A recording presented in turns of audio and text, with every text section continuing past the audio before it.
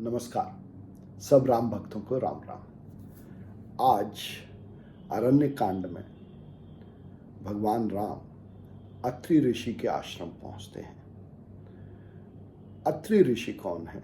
अत्रि ऋषि वो हैं जिनको यह त्रिगुणी प्रकृति या त्रिआयामी प्रकृति अच्छी तरीके से मालूम है, जिनको यह संसार, यह ब्रह्मांड, उसका मूल क्या है, यह संसार या यह ब्रह्मांड कैसा है, यह मालूम है, इसका ज्ञान है।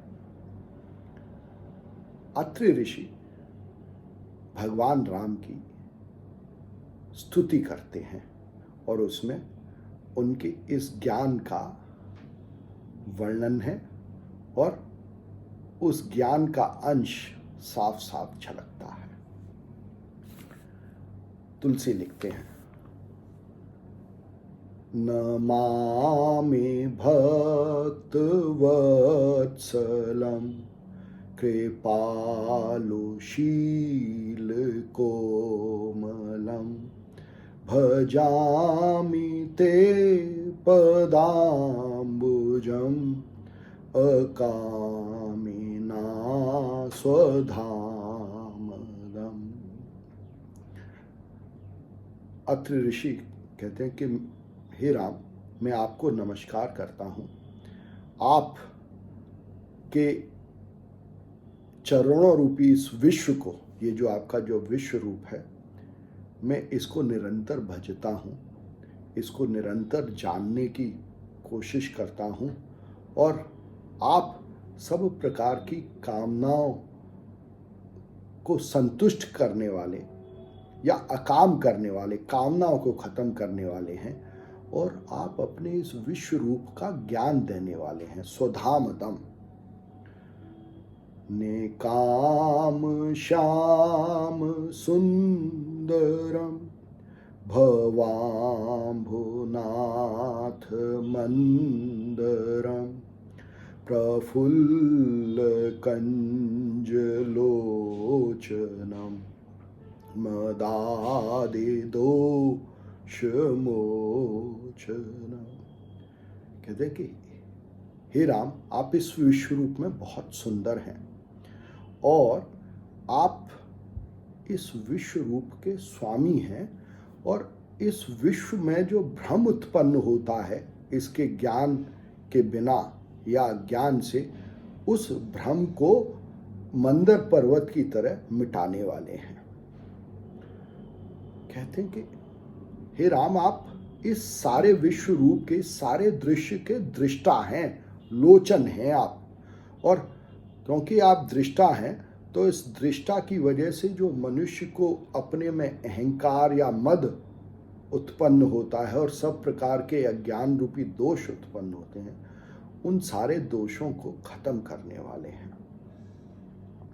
प्रलम्ब बाहु विक्रमं प्रभो अप्रमेय वैभवं निषंग चाप सायकं धरम त्रैलोकनायकं।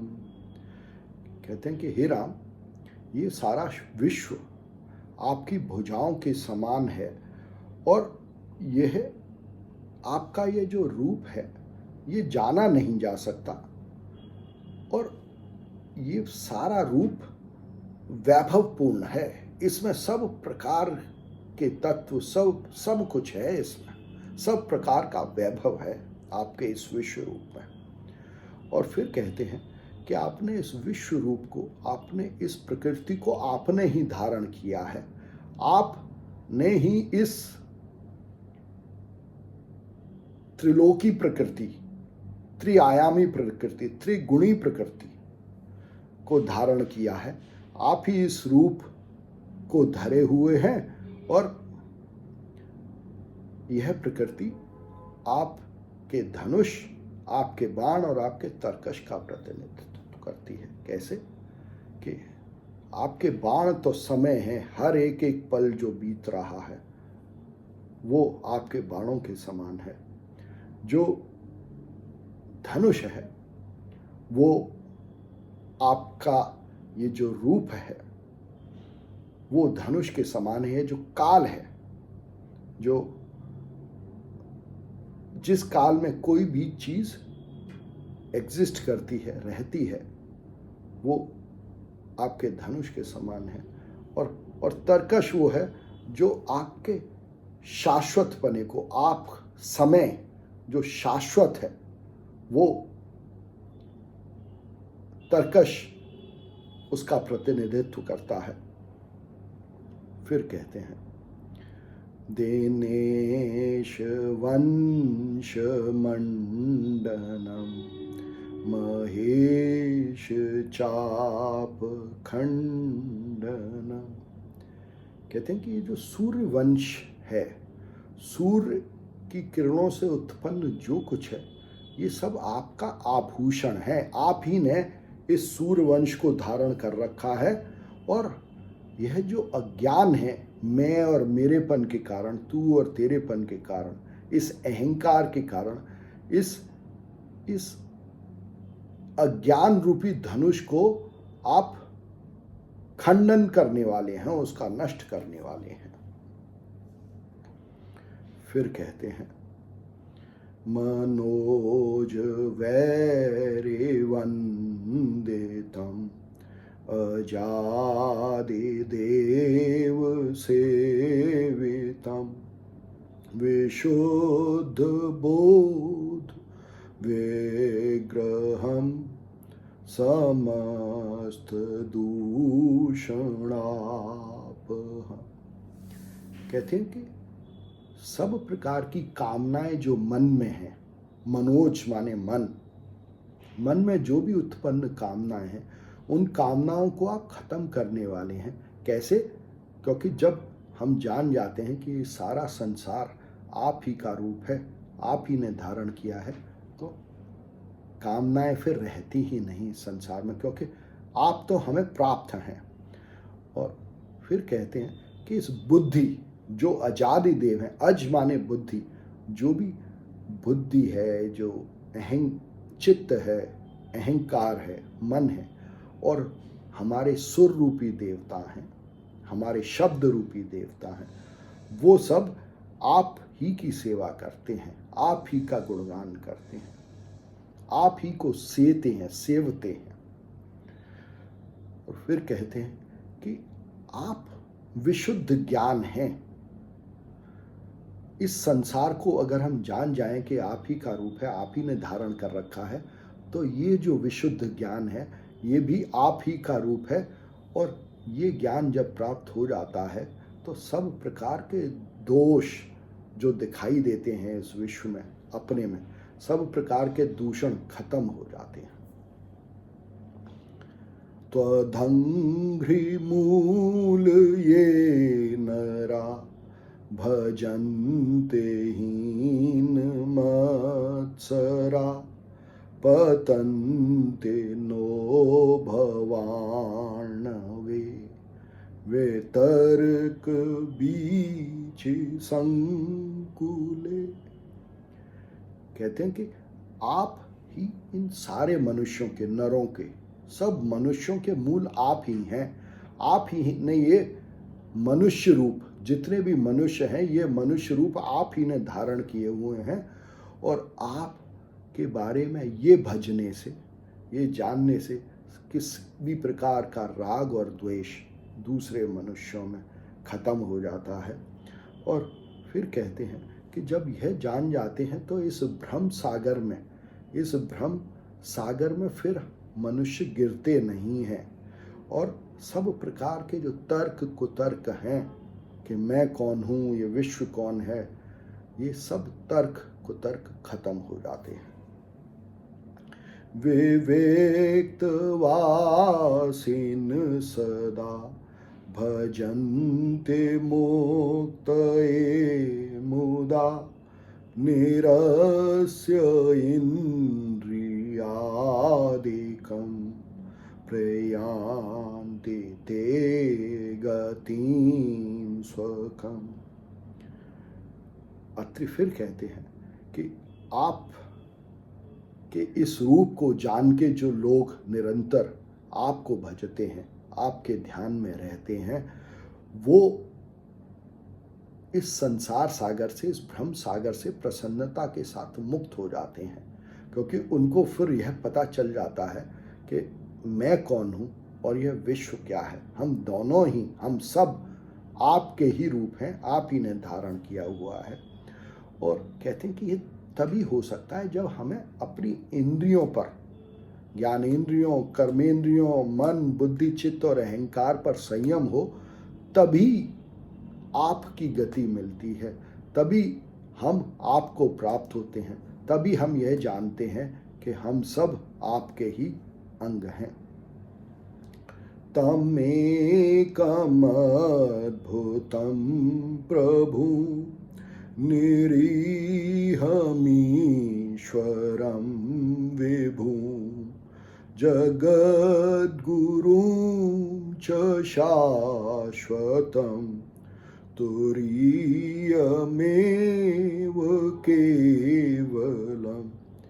कहते हैं कि आप ही एक हैं और आप अद्भुत हैं और आप हम सब के, इस पूरे जगत के, इस पूरे ब्रह्मांड के स्वामी हैं। आप ही ने ये पूरे ब्रह्मांड रूप धारण किया हुआ है और आप में सब कुछ है। आप विभु हैं। विभु माने आप में भूमि भी है, आप में पूरा ब्रह्मांड समाया हुआ है और आप ही ईश्वर हैं और आपको कोई कामना नहीं है। और फिर कहते हैं कि आप इस सारे जगत के गुरु हैं, क्योंकि आप परम ज्ञान हैं।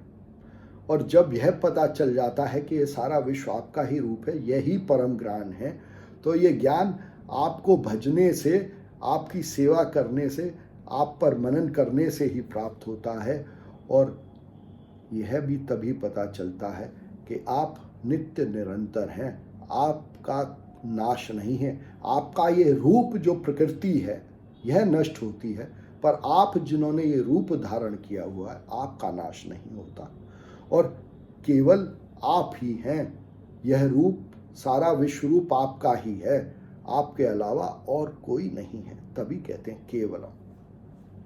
फिर कहते हैं भजामि भाव वल्लभम कुयोगिनां सुदुर्लभम स्वभक्त कल्पपादपम समं सुसेव्यमन्वहम्।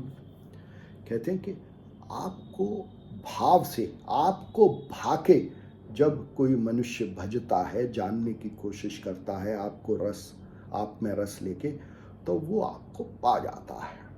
आप बहुत दुर्लभ हैं, पर कोई कुयोगी, कोई बुरा मनुष्य भी अगर भावपूर्वक आपको भजता है, आपको जानने की कोशिश करता है, तो वो आपको पाता है। और कहते हैं कि जो भी आपके भक्त हैं, जो भी अपने आप को आपका भक्त मानते हैं, आपका भाग मानते हैं, आपकी भक्ति में लीन रहते हैं, उनके लिए आप एक कल्प वृक्ष के समान हैं। उनका सारा भार आप पर ही है, उनके सारी जिम्मेदारी, उनके सारे कार्यों की जिम्मेदारी आप पर ही है। आप ही उनके लिए कल्प वृक्ष के समान है अपने भक्तों के लिए।